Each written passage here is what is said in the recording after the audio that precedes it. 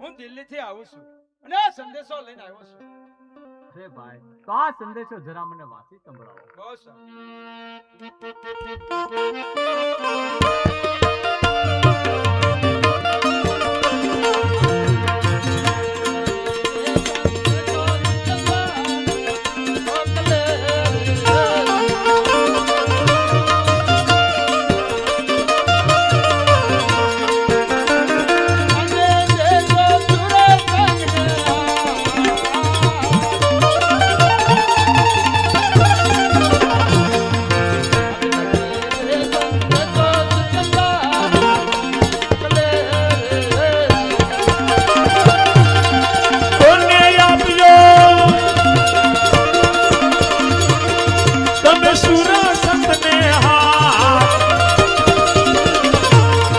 आज लगी रे संदेशो सिकंदर मोकले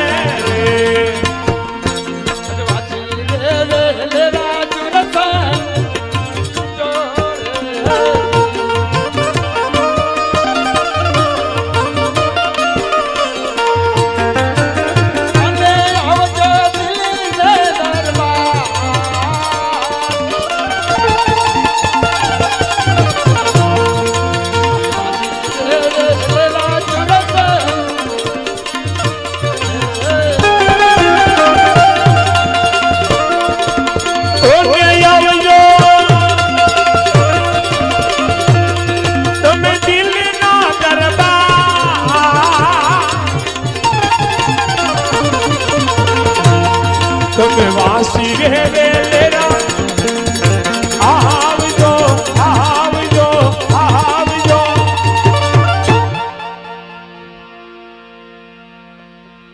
અરે ભાઈ, તો ચાલો હું તમારી સાથે દિલ્હી બહુ સારું, ચાલો.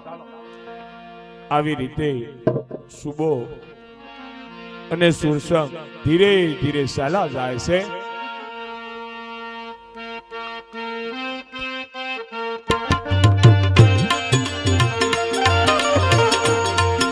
સુરસંગ રામદેવજી બાપાને યાદ કરતા કરતા ચાલા જાય છે. હે રામા પીરની ભક્તિમાં હું તો રંગાઈ ગયો.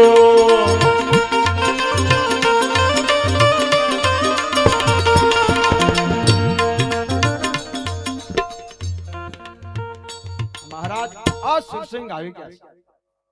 જય રામાપીર. તારું નામ શું?